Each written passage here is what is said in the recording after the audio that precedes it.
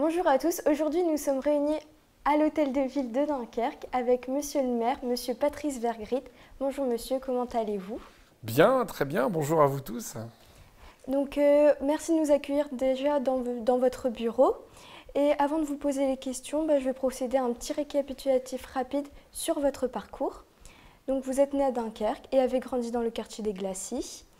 Durant toute votre scolarité, vous êtes qualifié comme étant un élève modèle. Puis, à l'heure âgée de 18 ans, vous quittez Dunkerque pour Paris afin d'intégrer une prépa scientifique au prestigieux lycée Louis-le-Grand. Puis, vous intégrez Polytechnique et les ponts et chaussées.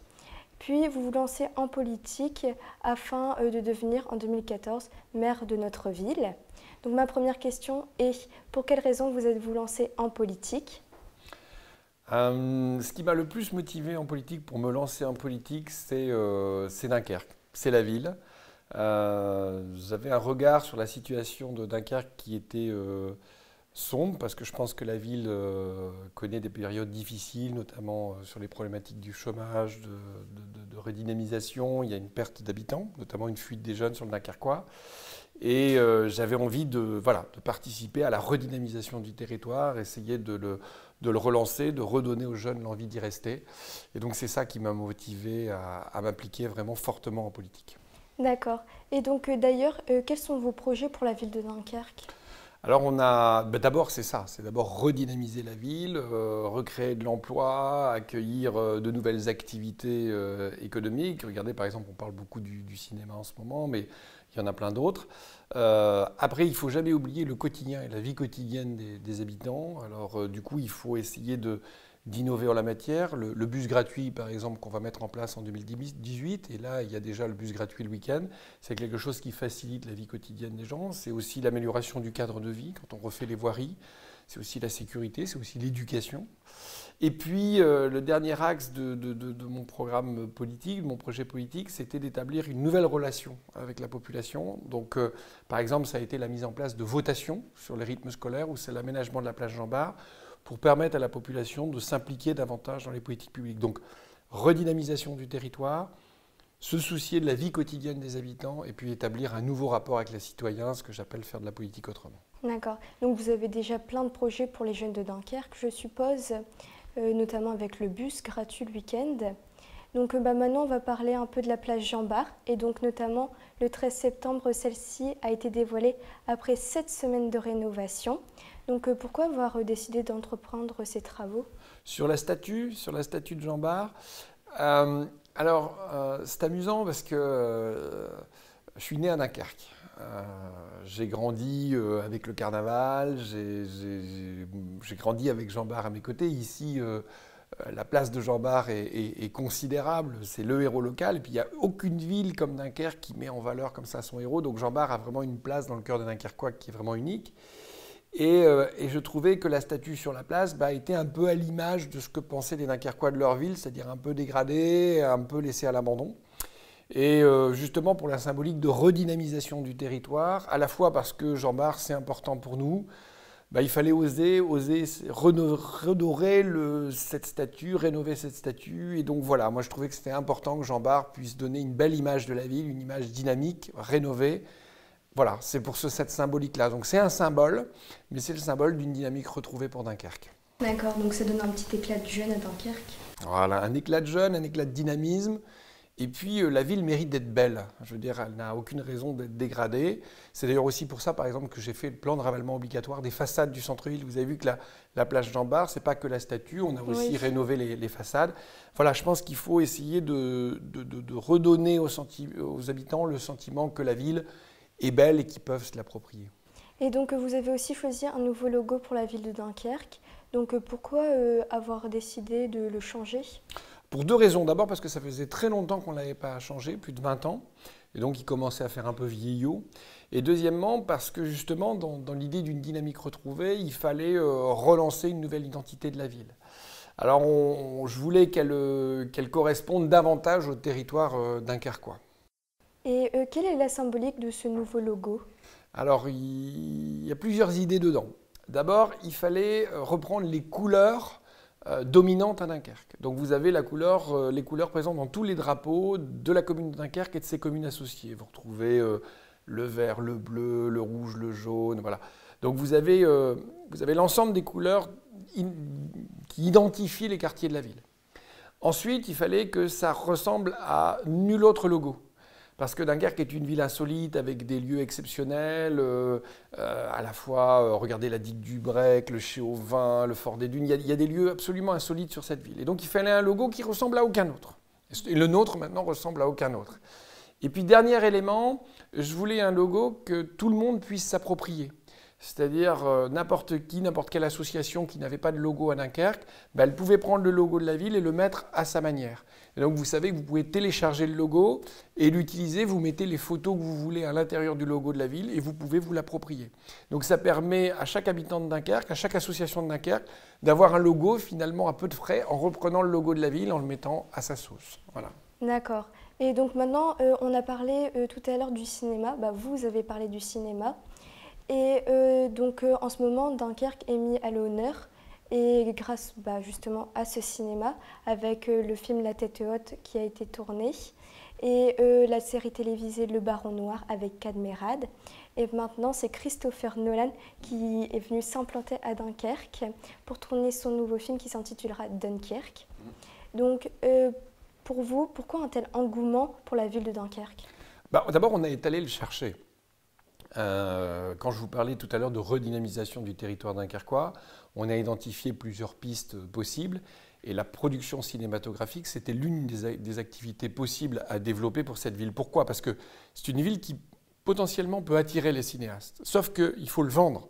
Il faut développer l'accueil des productions cinématographiques, il faut prendre contact avec tous ceux qui s'occupent de ça.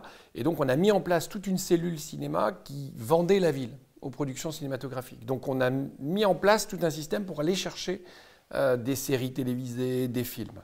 Alors en plus, on a eu la chance que Christopher Nolan ait l'idée de tourner sur l'opération Dynamo.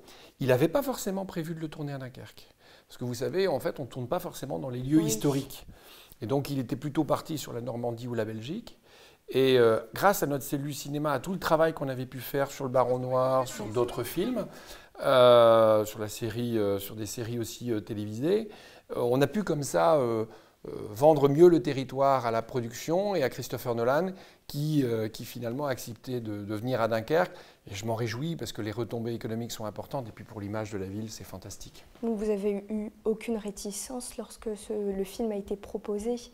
Alors au contraire, on est allé le chercher, on le voulait absolument parce que les retombées sont considérables pour le territoire. Ouais. Puis c'est génial aussi pour les Dunkerquois de voir ces décors, c'était assez impressionnant.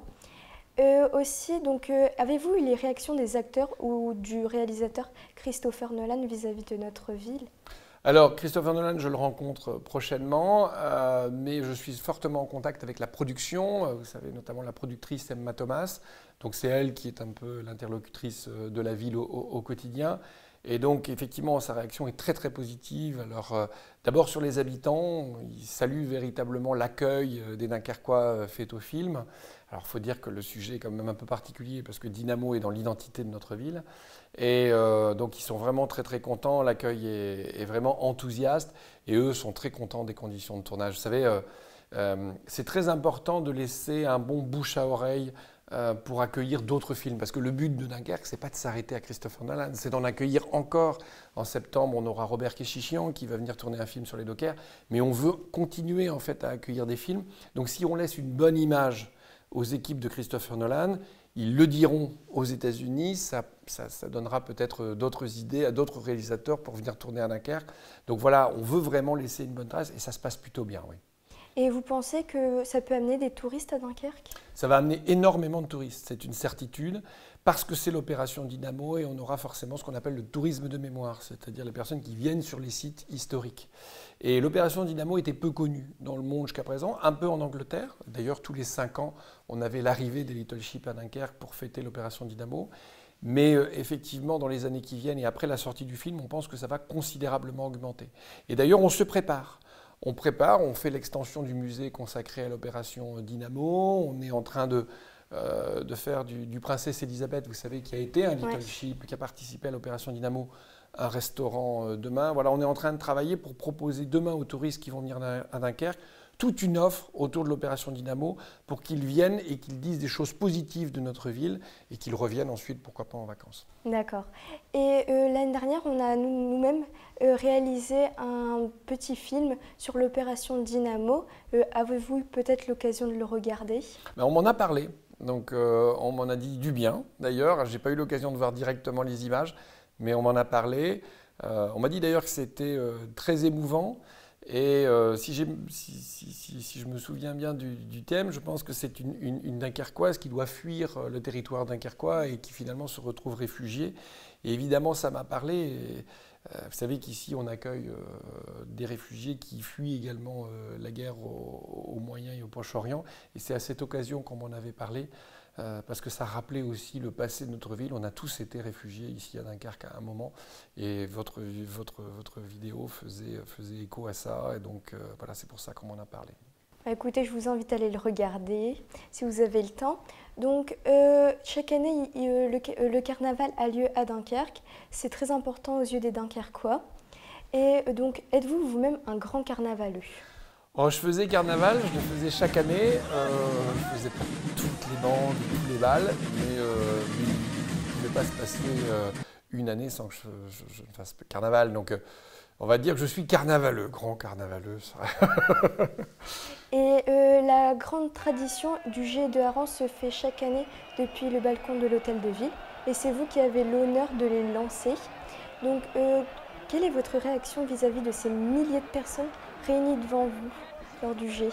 Quand vous l'évoquez, j'en ai la chair de poule. Donc, je le dis et je le pense vraiment. Vous savez, j'ai été élu maire de Dunkerque donc, au mois de mars et j'ai reçu le collier de maire au mois d'avril.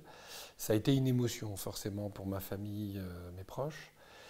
Parce que je suis né ici et devenir maire de la ville où on est né, c'est quelque chose de fort. Mais je crois que le moment le plus fort en émotion, c'est vraiment le moment où les portes se sont ouvertes juste avant le jet de hareng. Et je voulais d'ailleurs, pour la première année, vivre seul, ne serait-ce que quelques secondes cet instant. Parce que pour moi, je savais que ça allait être extrêmement fort et ça l'a été. Et c'est des moments qui restent gravés dans ma tête pour tout le reste de ma vie. Je pense que c'est peut-être le moment le plus fort que j'ai vécu depuis que je suis maire, ça c'est une certitude. C'est immense parce qu'il y a plein d'images qui reviennent, parce que j'étais en bas quand j'étais plus jeune. Ça fait très longtemps d'ailleurs que Dunkerque n'avait plus un maire qui était né à Dunkerque. Donc voilà, c'est quelque chose de magique, ouais, magique. Et d'ailleurs, quel est votre endroit préféré à Dunkerque? Ah, j'en ai de nombreux. Moi, je suis originaire des Glacis, donc j'aurai toujours un attachement aux Glacis. Mais il y avait certains endroits de la plage où j'aimais me retrouver de temps en temps. Et tout près plutôt dans le quartier du Grand Large, au bout maintenant. Ouais, j'ai certains endroits où j'aime bien me retrouver. Après, il y a de nombreux espaces à Dunkerque qui donnent ce caractère insolite à la ville et qui sont magiques. Moi, je suis amoureux de Dunkerque dans sa globalité. Regardez les canaux, la place de l'eau, la plage. On a une plage fabuleuse. Voilà, et les lumières qui sont exceptionnelles. Donc voilà, il y a plein de choses à Dunkerque qui donnent le sentiment d'être amoureux de cette ville. On a aussi la chance d'avoir sur le Dunkerquois de nombreuses équipes sportives qui jouent à haut niveau, notamment l'USDK, l'équipe de handball. Donc êtes-vous vous-même un grand supporter sportif? Oui, j'adore le sport, j'ai grandi dans le sport. Ma mère est d'ailleurs toujours présidente d'un club de basket ici dans le Dunkerquois, le club de Saint-Paul. Donc j'ai vraiment grandi là-dedans et oui, je suis tous les sports collectifs en particulier. Mais quelques sports individuels, moi je suis fan, ouais. L'Euro de foot, je serai présent vendredi pour France-Roumanie sur la plage Jean-Bart. Je suis l'Euro, la Coupe du Monde de rugby, le basket, le hand, j'ai joué au basket d'ailleurs. Voilà, oui, donc je suis fan de sport. Ouais. Et vous supportez des équipes sportives dunkerquoises? Alors toutes les équipes dunkerquoises, je suis vraiment fan forcément. Après en dehors de Dunkerque, je suis un peu chauvin, donc en foot je supporte aussi le LOSC en Ligue 1. Et voilà, donc quelques équipes, et puis les équipes de France forcément. Voilà. Et vous êtes père de 3 enfants et vous exercez un métier qui, je suppose, est très prenant. Donc, trouvez-vous toujours du temps pour votre famille ou vos amis? C'est une belle question, peut-être pas assez à mon goût. C'est difficile, oui, c'est vrai, par moments, c'est difficile de concilier.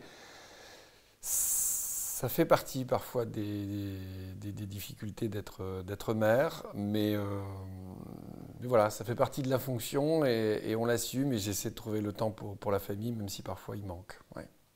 Monsieur le maire, merci beaucoup. On aimerait que vous ayez accepté cette interview. Donc pour conclure en beauté cet échange, j'aimerais vous poser une dernière question qui s'adresse à tous les Dunkerquois. Donc si vous ne deviez choisir qu'un seul mot pour nous décrire, pour nous qualifier, quel serait-il? La chaleur humaine, parce qu'ici, les gens sont extrêmement chaleureux. Encore merci beaucoup de nous avoir consacré de votre temps. Merci.